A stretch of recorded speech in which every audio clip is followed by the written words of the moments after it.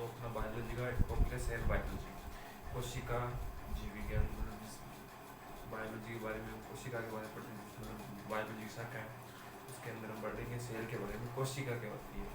ये तो चलो शुरुआत करता हूँ। सबसे पहले सुनो सेल, कोशिका।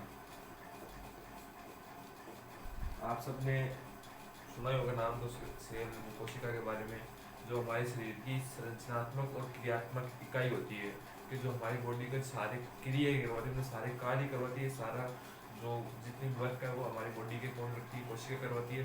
प्लस संरचना, जो हमारी बॉडी का शेप है, हमारे शरीर का जो शेप है, संरचना है, वो भी कौन बनाती है, कोशिका बनाती है। इसलिए शरीर को क्या, शरीर की जो क्रियात्मक और संरचनात्मक इकाई है वो कोशिका कहलाती है, ठीक है।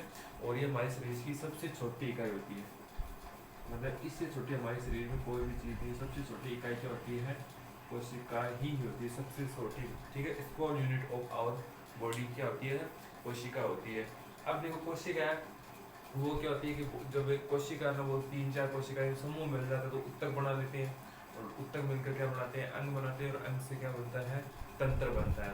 जो हमारी बॉडी में अगर बात करें कोशिकाओं की, तो हमारी बॉडी में बहुत सारी कोशिकाएं, बिलियन सेल्स पाई जाती है हमारी बॉडी में, बहुत सारी, और हर दिन नहीं मिलता। ऐसे नहीं कि वो कोशिका जो हमारे जन्म से अभी तक हमारी बॉडी में है, नहीं, हर दिन नई कोशिका, हर दिन कोशिकाएं बढ़ती है और नया जन्म लेती है, नई कोशिकाएं बनती है, मतलब कि वो नई कोशिका हर दिन बनती जाती है, और बिलियन सेल्स पाई जाती है हमारी कोशिका में, हमारी बॉडी के अंदर।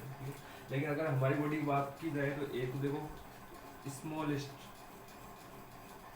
सबसे छोटी कोशिका हमारी बॉडी, मानव शरीर की सबसे छोटी कोशिका क्या है, ये बेसिक नॉलेज है, मैं आपको इसी बता रहा हूँ, वो होती है स्तंभ,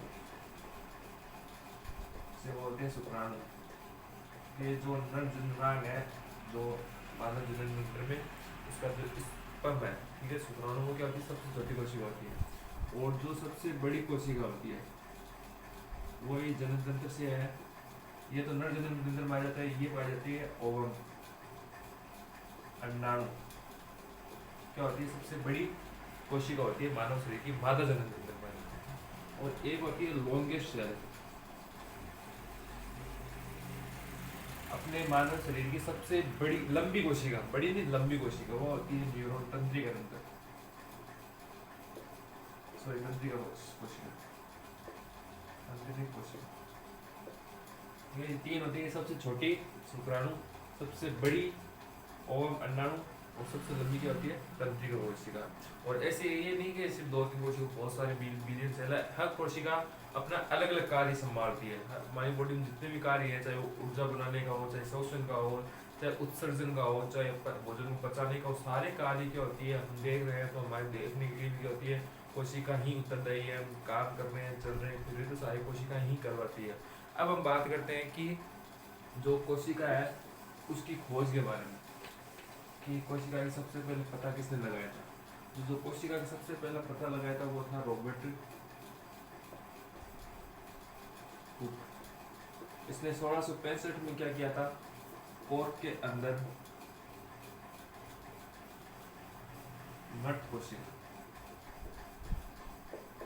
डेथ सेल बोलते हैं जिसे, मट, इसने जो कोशिका पता लगाया था 1665 में, वो डेथ सेल थी, मरी हुई कोशिका थी, जीवित कोशिका नहीं थी, ना कोई उसका कार्य था, ना मरी हुई कोशिका थी, ठीक है। किसने पता लगाया था, रॉबर्ट हुक ने 1665 में कोर्क के अंदर मट कोशिका की खोज की थी। उसके बाद धीरे धीरे रिसर्च जैसे ही मतलब सूक्ष्मदर्शी वगैरह विकसित होने लगी, तो फिर उसके बाद में क्या हुआ कि ल्यूवन ने क्या किया था, जीवित कोशिका देखी थी सबसे पहले, जीवित सेल, इसके अंदर जो बैक्टीरिया जीवाणु है, इसने क्या किया थी, बैक्टीरिया की खोज की थी ल्यूवन हॉक ने, ठीक है।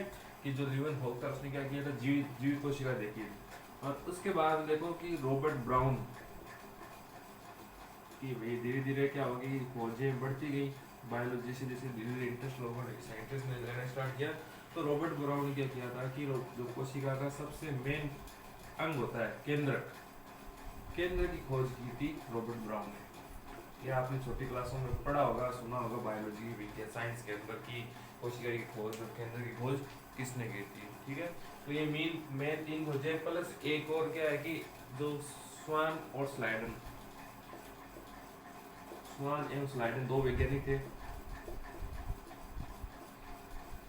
इन्होंने क्या किया था, कोशिका सिद्धांत सेल थ्योरी दी थी इन्होंने, कोशिका सिद्धांत प्रतिपादित किया था। मतलब इन्होंने क्या किया था कि जब ये धीरे धीरे इन्होंने एक्सपेरिमेंट किए, अपने रिसर्च किए, और उन्होंने कोशिका के बारे में सिद्धांत अभी पढ़ेंगे, कोशिका सिद्धांत के बारे में, कोशिका सिद्धांत कोशिका के बारे में बताया गया कि ये कोशिका ये कार्य करती है, कोशिका क्या होती है, कोशिका संरचना क्या होती है, ये सब बताया। और इन 4 वैज्ञानिकों 4-5 वैज्ञानिकों के अलावा भी बहुत सारे वैज्ञानिक हैं, जो सैकड़ों वैज्ञानिक हैं जिन्होंने कोशिका पर खोज की थी, धीरे धीरे वगैरह बताया था। लेकिन मैं मोस्ट इंपॉर्टेंट बात करूँ, 4 थे जिन्होंने पहले कोशिका खोज की थी। अब इसने कोशिका खोज कर दी, चाहे वो मरी हो चाहे जीवित हो, लेकिन इससे कि मरी हुई फिर लिविंग होप ने वापस खोज की जीवित कोशिका की, रॉबर्ट ब्राउन ने केंद्र की खोज की, क्योंकि जो कोशिका का मेन अंग होता है, सारा जो कोशिका का कंट्रोल करता है पूरी कोशिका को, वो केंद्र की होता है। और स्लाइडन और स्वान ने क्या किया था, कोशिका सिद्धांत प्रतिपादित किया था। अब देखो कोशिका सिद्धांत क्या होता है।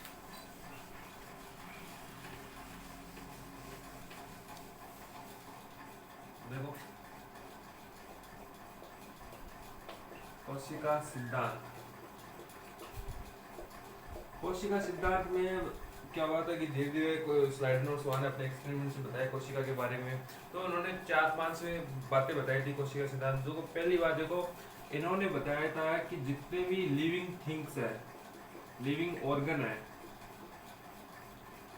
मतलब जितने भी जीवित, ठीक है, प्राणी है, चाहे मानव हो चाहे पादप हो, कोई भी अगर वो जीवित है, मतलब जो सजीव है, ठीक है। अब सजीव किस आधार पर कह सकते हैं हम, सजीव किसी चीज को कह सकते हैं इसके अंदर लाइफ है, इसके अंदर जीवन है, ये सजीव किस आधार पर कहेंगे, एक वो शोषण करता हो, एक उपापचय क्रियाएं करता हो, एक जन्म करता हो, वृद्धि करता हो। ऐसे 4-5 तथ्य हैं जिनके कारण बोल सकते हैं, वरना हम ऐसे बोल सकते हैं इस बोर्ड में लाइफ है बोल, लेकिन वो तथ्य इसमें प्रूव करने होंगे कि अगर ये बोर्ड मतलब उपापचय क्रियाएं कर रहा है, जन्म कर रहा है, वृद्धि कर रहा है, सारी क्रियाएं कर रहा है, तब वो हो सकता है। ऐसी क्रियाएं जो तथ्य है वो किस में होते हैं, मानव में, जीव जंतुओं में होते हैं, और पादप जनन भी करते हैं, ग्रोथ भी करते हैं, उपापचय क्रियाएं मतलब भोजन भी बनाते हैं, प्रकाश संश्लेषण हो रहा है, ठीक है। तो वो जीवन, ठीक है। तो उन्होंने बताया जितने भी जीव सजीव है, जीव लिविंग ऑर्गन्स है, वो क्या होंगे कि कोशिकाओं से निर्मित होते हैं, इससे सेल से बने होंगे, ठीक है। उनमें कोशिका ही पाई जाएगी, और जितने भी उत्पाद बनाएगी उन ऑर्गन से, जीव जितने भी उत्पाद बनाएंगे वो कोशिकाओं से बनेंगे, वो खुद कोशिकाओं से बने, और जितने उत्पाद बनेंगे वो हमारी कोशिका, जैसे मानव की बात कर ले, खुद मानव की बॉडी कोशिकाओं से बनी हुई है। प्लस क्या है कि जितने में हमने बोला जो भोजन खाया, खाना खाया, उससे पानी पिया, उससे जो एनर्जी मिल रही है वो कोशिकाएं बनाती है। मतलब उत्पाद भी क्या बनाती है, जो प्रोडक्ट बनाती है, उत्पाद भी कौन बनाती है, कोशिका ही बनाती है। ये एक पहला पॉइंट इन्होंने बताया था। फिर स्लाइडन और स्वान ने बताया था कि, तो ये उसने दूसरा बताया था कोशिका सिद्धांत की, जितने भी मतलब जो नई कोशिकाएं बनेगी, नई कोशिकाएं बनेगी वो किससे बनेगी, पुरानी कोशिकाओं से। कि जितनी भी नई कोशिका निर्माण है उनका निर्माण पूर्व कोशिकाओं से होता है। ये उन्होंने दूसरा पॉइंट बताया था। ये आपको पता है कि जो नई कोशिका बनती है, कि जो ये मान लो एक सेल है, नई कैसे बनाती है, ये डिवाइड हो गई, विभाजन कर लिया, तो ऊपर वाली कोशिका नहीं बन गई, ठीक है, और ये वाली कोशिका, इन्होंने 2 कोशिकाएं बना दी, तो ये पूरा ये तो खत्म हो जाएगी। लेकिन इन्होंने 2 मतलब बनी तो पूर्व कोशिकाओं से ना, कोई अलग तो बनी नहीं, पूर्व कोशिकाओं से ही इनका निर्माण होता है। फिर देखो इन्होंने तीसरा पॉइंट बताया था, जो कि जो पीढ़ी दर पीढ़ी ना, पीढ़ी दर पीढ़ी हम अपने माता पिता से मिलते हैं, जो संतति का ट्रांसफर होता है वो कौन करो, जो हमारे लक्षणों का ट्रांसफर होता है, ठीक है, जो संतति जा रही है आगे पीढ़ी दर पीढ़ी बढ़नी, कंटिन्यू सातत्य चल रहा है इनका, वो भी कौन करवाती है, कोशिका करवाती है। और इन्होंने एक बताया था कि जो आनुवांशिक लक्षण है,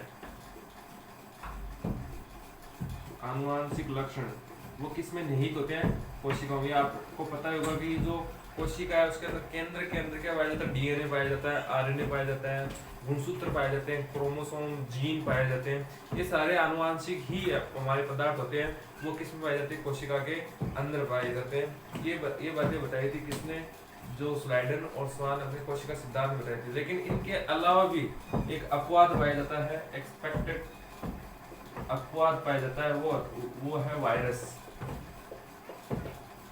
इसके बारे में सुनना, मैं इसे बता देता हूँ आपको। वायरस क्या है, वो कोशिका में इसको कई बार शामिल करते हैं, कई बार नहीं करते हैं शामिल। क्यों कि अपवाद इस तरह की, चलो वायरस है वो एक जीव, मतलब वो क्या करता है कि ट्रांसफर होता है, वृद्धि दर्शाता है, मतलब वो विभाजित होता है, 2-3 1 से 2 बनाता है, जनन भी करता है, ठीक है। तो इसको मानना या न मानना कि ये निर्जीव है सजीव, तो एक कड़ी है एक तरह से वायरस। कैसे कि वायरस क्या करता है, विभाजन तो करता है, लेकिन इसको विभाजन वो अपने आप नहीं कर सकता। ये क्या होता है कि इसको खुद के लिए क्या स्वतंत्र विभाजन नहीं दर्शा सकता, खुद विभाजन नहीं कर सकता, इसको परपोषी कोशिका चाहिए, उसको जीवित कोशिका चाहिए। जैसे मान लो सपोज करो कोई वायरस हवा के अंदर है, तो उसको एक जीवित कोशिका चाहिए, चाहे वो मानव की बॉडी हो चाहे कोई दूसरा जीव जंतु हो, उसको एक कोशिका चाहिए ताकि उसमें जाए, वहां पर वो भोजन ग्रहण करे और स्वतंत्र रूप से जनन करे, अपनी संख्या बढ़ाए। तो विभाजन करने के लिए क्या चाहिए, उसको कोशिका चाहिए। दूसरा इसमें पाया जाता है जो डीएनए और आरएनए पाया जाता है ना इसमें वायरस में, आरएनए एंड डीएनए, ठीक है, वो क्या होता है सिंगल स्टैंडर्ड होते हैं, एक श्रृंखला वाले डीएनए इसमें पाया जाता है, किसमें, वायरस में पाया जाता है। तो ये कारण है कि इसमें इसको मतलब एक तरह से कोशिका सिद्धांत में शामिल नहीं किया गया, थोड़ा अपवाद बताया गया है कि कई सिद्धांतों को पालना नहीं कर पाता है वायरस, ठीक है। और प्लस इसमें कई कोशिका जैसे प्लाज्मा झिल्ली है, एक कोशिका कई अपसेट होते हैं वायरस में, जिस कारण से उसको शामिल नहीं की कि ये क्या है, एक अपवाद है सेल बायोलॉजी का, ठीक है। बाकी अगले वीडियो में बताऊंगा मैं पादप और जंतु कोशिका में अंतर, प्लस आपको और बताऊंगा यूकेरियोटिक और प्रोकैरियोटिक कोशिका में अंतर, जिसमें हमारे सेल के बारे में नॉर्मली बेसिक चीजें इंट्रोडक्शन है वो खत्म हो जाएगा, ठीक है। थैंक यू, तब तक आप हमारे चैनल को जुड़े रहिए, चैनल से जुड़े रहिए और वीडियो लाइक और चैनल को सब्सक्राइब करो।